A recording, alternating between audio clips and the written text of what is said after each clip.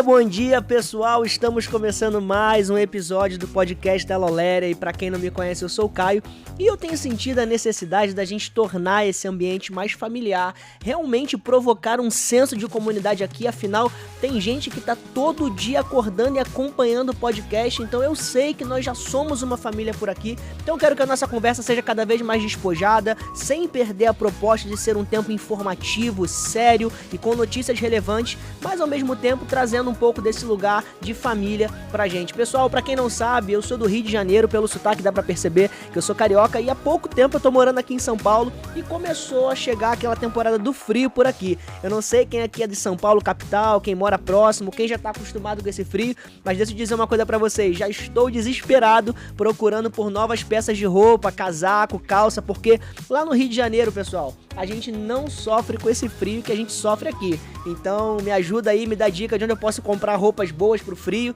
porque o negócio aqui não é brincadeira, tá? Mas vamos entrar na nossa pauta de hoje, que ela veio carregada da segunda.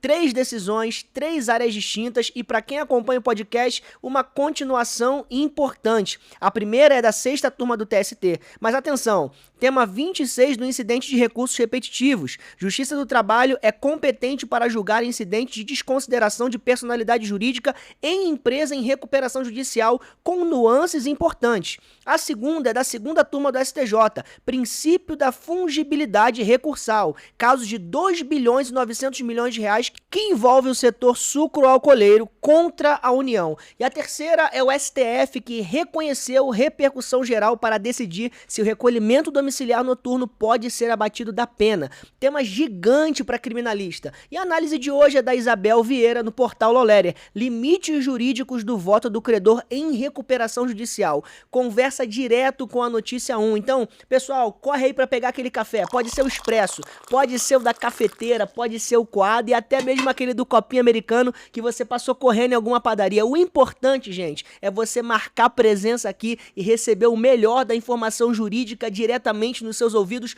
todos os dias pela manhã. E aí, vamos mergulhar? Vamos nessa!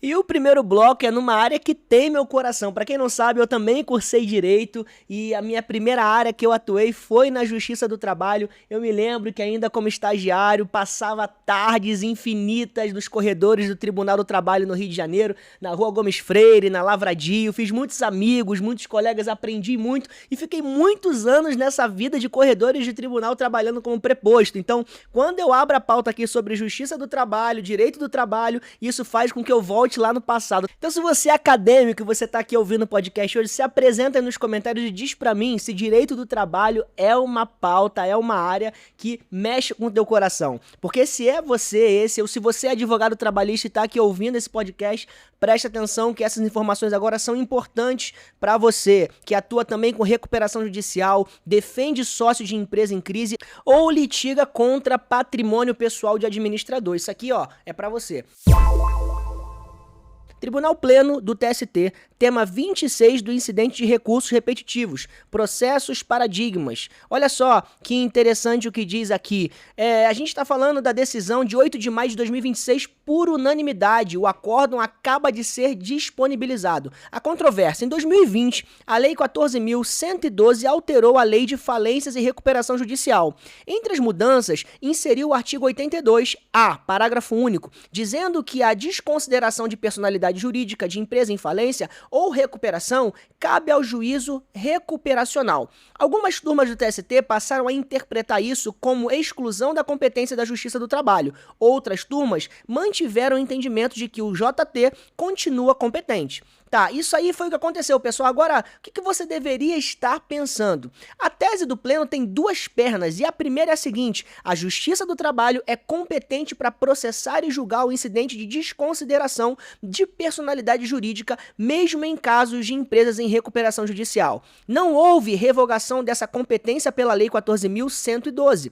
A segunda perna, e essa é que muda tudo na prática, para redirecionar a execução aos sócios é necessária a comprovação de abuso da personalidade jurídica nos termos do artigo 50 do Código Civil. Em linguagem jurídica, a teoria maior: não basta inadimplemento, tem que ter desvio de finalidade ou confusão patrimonial. Para criminalista trabalhista de defesa, isso fecha a porta da teoria menor que aplica ao CDC nessas situações. Mas presta atenção, a jurisprudência do STF caminhou em outra direção. Em março desse ano, o ministro Gilmar Mendes, em decisão monocrática, cassou a acórdão do TRT de São Paulo, que tinha reconhecido a competência da JT para processar a desconsideração. Disse que a Justiça do Trabalho é competente apenas para reconhecer o crédito trabalhista. A execução compete ao juízo falimentar. Então, existe uma tensão real entre o que o TST acaba de fixar e o que o STF vinha sinalizando. Para o advogado trabalhista, pessoal, que executa crédito, tem 3 alertas aqui. O primeiro deles, o pedido do IDPJ contra sócio de empresa em recuperação pode ser feito na Justiça do Trabalho com fundamento na tese do tema 26. Segundo, a fundamentação precisa demonstrar abuso de personalidade. Não basta a empresa estar em crise financeira. E terceiro, a discussão pode subir ao STF. A tese do TST pode ser revisada, então vale acompanhar, hein? Agora, pessoal, olha só que coisa bacana. Pra quem não sabe, eu sou pai de 2 crianças incríveis, o Sião e a Vida. O Sião tem 5 aninhos e a Vida tem 3 aninhos de idade. E agora a gente recebeu a notícia que nós vamos ganhar mais um bebê na nossa família. Soubemos disso na semana passada. Estamos muito felizes com isso. Eu estava refletindo agora sobre uma frase de um pensador brasileiro que eu acho que é legal dividir com vocês também, onde ele fala: só existe um antídoto para a falta de tempo. E esse antídoto é estar apaixonado. Porque quando você está apaixonado pela vida, quando você está apaixonado por aquilo que você faz, quando você está apaixonado por aquilo que você vive no seu dia a dia, você consegue perceber que você consegue dar conta das coisas, mesmo no meio das dificuldades, mesmo no meio da correria doida que é a nossa vida. A gente termina um dia e fala: nossa, como eu consegui fazer isso tudo? Para os advogados que estão ouvindo, para os universitários que estão ouvindo, para os pais, assim como eu, que agora recebi a notícia que vou ter mais um filho, né? Eu olho e penso, estar apaixonado pela vida, estar apaixonado por aquilo que eu faço é o que me faz conseguir dar conta de tudo, e você também vai dar conta de tudo por aí, fica tranquilo, só mantenha o seu coração apaixonado pelo seu propósito nessa vida. Agora, vamos avançar para a segunda notícia. Se você atua em fase de cumprimento de sentença, contencioso de execução ou tem qualquer caso em fase de liquidação no judiciário, isso aqui é para você. Recurso especial 2.200.952, segunda turma do STJ, decisão unânime com relatoria do ministro Francisco Falcão, acórdão publicado ontem. Olha o caso. Empresas do setor sucroalcooleiro obtiveram a condenação da União ao pagamento de aproximadamente 2 bilhões e 900 milhões de reais. Indenização pela política de fixação de preços de açúcar e álcool em patamares inferiores ao custo de produção no período de 1985 a 1989. Com o trânsito em julgado, começou a fase de cumprimento de sentença. Os valores foram apurados a partir da atualização do laudo pericial e homologados pelo juízo de primeiro grau. A União interpôs agravo de instrumento contra essa decisão de homologação. O TRF da primeira região não conheceu o agravo, disse que cabia apelação, disse que era erro grosseiro e disse que não cabia fungibilidade recursal. E isso aí foi o que aconteceu. Agora, o que você deveria estar pensando, pessoal? O STJ desconstruiu a decisão do TRF. A tese, a controvérsia sobre o recurso cabível contra a decisão que homologa cálculos na fase de cumprimento de sentença ainda não está resolvida na jurisprudência da Corte. Há precedentes em ambos os sentidos. Alguns dizem que a decisão tem natureza de sentença, atraindo apelação. Outros dizem que a decisão interlocutória, atraindo agravo de instrumento. Existindo essa divergência interna, há o que o STJ chama de dúvida objetiva. E dúvida objetiva autoriza a aplicação do princípio da fungibilidade recursal. Os requisitos são 3, fixados pela Corte Especial no embargo de divergência, que vai dizer o seguinte, olha só. 1. Dúvida objetiva sobre o recurso cabível. 2. Ausência de erro grosseiro na escolha. E 3. Observância do prazo do recurso correto. Os 3 presentes no caso. Para o advogado civilista, tributarista ou qualquer um que atue em fase de cumprimento de sentença com homologação de cálculos, é trincheira processual. Vale aplicar a tese sempre que houver discussão sobre via recursal correta nessa fase específica. A controvérsia, aliás, pode ser afetada com repetitivo nos próximos meses. Recursos especiais já estão estão sendo selecionados para essa pacificação. Quem fica atento à evolução dessa tese acaba ganhando tempo. Produção, agora traz para cá com aquela elegância o nosso jazz da publicidade. Por gentileza, vamos lá. Quando a reforma do Código Civil virar lei, todo mundo vai correr atrás de curso, livro e palestrante para entender o que mudou. Quem participar do encontro da Lawleria nos dias 20, 21 e 22 de maio vai chegar nessa hora já com a leitura pronta. 3 manhãs ao vivo, gente. Olha só que legal. 7 juristas que estão dentro do debate, gente que está escrevendo o texto ou produzindo a doutrina que alimenta ele. Carlos Elias, Laura Porto, Rosa Neri, Mário Delgado, Rosenwald, Forgione e Daniel Carnio. E você pode perguntar, testa a tua hipótese direto com quem está decidindo, em vez de adivinhar quando o texto sair. O link da inscrição está na descrição do episódio e você não vai querer ficar de fora desse evento absurdo que o melhor portal de notícias jurídicas do Brasil está preparando para você.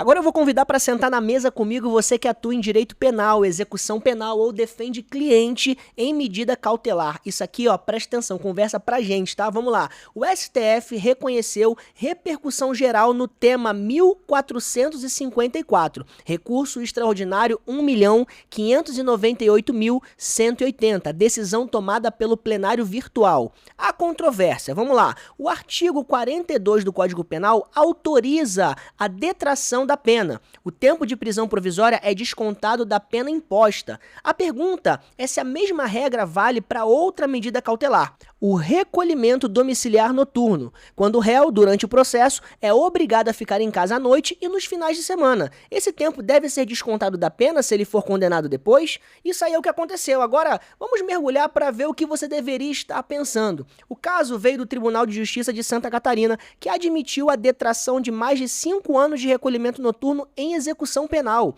O Ministério Público Estadual recorreu, alegando que recolhimento noturno não equivale à prisão provisória. O STF reconheceu a repercussão geral e agora vai julgar o mérito. Aqui o contexto que importa. O STJ já decidiu esse tema. Em novembro de 2022, no tema 1155, com relatoria do ministro Joel Pacionic, a terceira sessão do STJ fixou tese favorável ao réu. Admitiu a detração das horas de recolhimento noturno com conversão em dias inteiros e, em outras palavras, o STJ já considera que vale o desconto. O STF agora vai decidir se ratifica ou se reverte essa tese. Se ratificar, a jurisprudência se consolida ainda mais. Se reverter, milhares de execuções penais em todo o país terão que ser recalculadas para cima. Para criminalista, o recado é bem direto, hein? Continua valendo a tese do STJ, mas a decisão pendente do STF é o fator de risco em cálculos de execução de longa duração.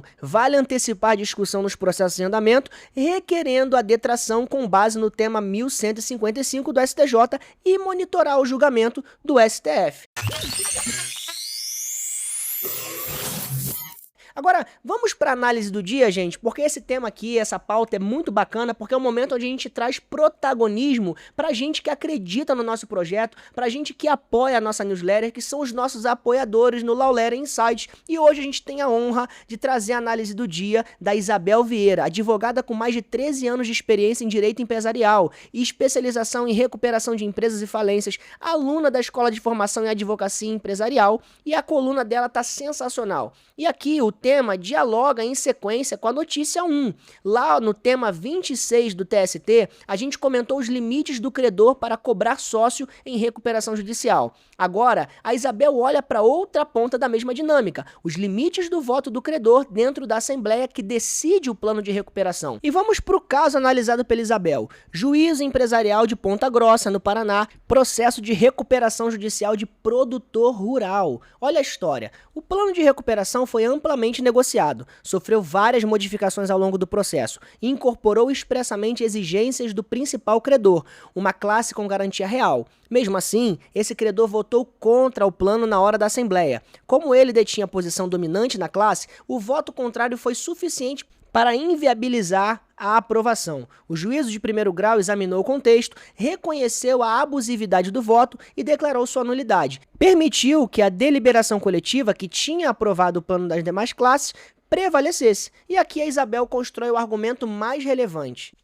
A objeção ao plano de recuperação judicial não é ou não deveria ser um ato meramente formal ou estratégico. Ela exige densidade argumentativa e ela destrincha o que essa densidade argumentativa significa. Para rejeitar o plano, o credor precisa demonstrar concretamente um desses 3 pontos. 1. Que o plano não é economicamente viável. 2. Que o plano impõe tratamento desigual injustificado entre os credores. 3. Que o plano compromete de forma relevante a posição do credor no concurso, considerando o cenário alternativo da falência. Na ausência desses 3 elementos, o voto contrário começa a assumir contornos de bloqueio negocial. E aí o juiz pode anular o voto com fundamento no artigo 47 da Lei de Recuperação Judicial, princípio da preservação da empresa, combinado com o artigo 187 do Código Civil sobre abuso de direito.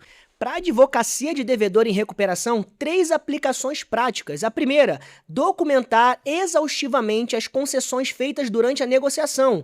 Cada modificação do plano em favor do credor que depois vota contra reforça o argumento de abuso. Segundo, preparar pedido de anulação do voto antes da decisão de não homologação. E terceiro, se o credor não fundamentou a recusa, isso é prova material do abuso. Para a advocacia de credor, o recado é também direto. A recusa precisa ser fundamentada tecnicamente. Voto silencioso, sem contraproposta, sem justificativa econômica, vira passivo argumentativo. E a coluna completa no portal lawletter.com.br. A coluna da Isabel, pessoal, faz parte do programa que dá voz, que dá protagonismo para a galera que acredita aqui na Lawletter e que também acredita no seu potencial e no conhecimento intelectual que carrega. Então, advogados de todo o Brasil publicam análises no portal Lawletter. Se você escreve sobre direito e quer ampliar a sua autoridade, o link para se candidatar está na descrição do episódio. A gente já está caminhando para o final, mas não podemos terminar um episódio da Lawletter sem trazer uma curiosidade jurídica. E para fechar de hoje, conversa direto com a coluna da Isabel. A tese da anulação do voto abusivo do credor não é nova nem unânime. Vale entender a evolução para usar com técnica. Primeiro marco, enunciado 45 da primeira jornada de direito comercial do Conselho da Justiça Federal em 2017. Se liga no texto. O magistrado pode desconsiderar o voto de credores ou a manifestação de vontade do devedor em razão de abuso de direito, doutrinário, mas com peso institucional. O segundo marco, em 2020, a Lei 14.112 fez reforma na Lei de Recuperação Judicial. Incluiu o parágrafo 6º no artigo 39, autorizando expressamente a anulação de votos abusivos. Saiu do plano doutrinário e agora virou lei. Terceiro marco, em novembro de 2023, o TJSP, em agravo de instrumento, anulou o voto de instituição financeira credora única da classe 2, que tinha votado contra plano sem demonstrar nem coerência econômica, nem disposição para negociar. O caso foi emblemático. E aqui, o contraponto que vale destacar. Em abril de 2024, a 4ª turma do STJ, com relatoria do ministro Antônio Carlos Ferreira, decidiu o oposto em outro caso. Banco credor de 178 milhões de euros, 95% das obrigações da devedora, votou contra plano que previa deságio de 90% sobre seu crédito. TJSP tinha considerado abusivo. O STJ derrubou por unanimidade. Disse que não é razoável exigir do credor que aceite redução quase total do crédito em benefício da coletividade. O voto, nesse caso, não foi abusivo. Então fica a dica. A anulação do voto do credor existe, mas é exceção e não regra. Funciona quando o credor não fundamenta, não negocia e age só para bloquear. Não funciona quando o credor protege legitimamente seu crédito contra deságio desproporcional. O juiz não vai onde a lei lhe permite, ele vai onde a recusa do credor revela a má-fé. Em recuperação, fundamentar a recusa é proteção e silêncio é prova. Pessoal, por hoje é isso. 5º episódio consecutivo da semana com pauta de insolvência. Quem está acompanhando o arco, vale a maratona dos episódios. Se você chegou até aqui, deixa o teu comentário, conta como tá no teu escritório a discussão sobre DPJ em recuperação, sobre fungibilidade recursal ou sobre voto abusivo em assembleia, porque a gente quer saber, eu quero participar, nós queremos fomentar, gerar cada vez mais essa comunidade aqui no podcast da Lawletter. Segue a Lawletter no teu agregador de podcast favorito, ativa o sininho, compartilha nos stories marcando @law.lerer, assina a newsletter gratuita, o link tá na descrição, e se você quer escrever pro portal, o link da Law Letter Insights também tá por lá. E é isso, minha gente, amanhã a gente volta e olha só, vou dizer uma coisa pra vocês, o episódio de amanhã eu já vou trazer uma novidade que vamos implementar ainda essa semana, que é uma nova coluna aqui no podcast da Law Letter, pensando em vocês, universitários, estudantes que estão pelos corredores da universidade, que estão no ônibus, no metrô lotado, se preparando pro dia e ouvindo o podcast da Law Letter.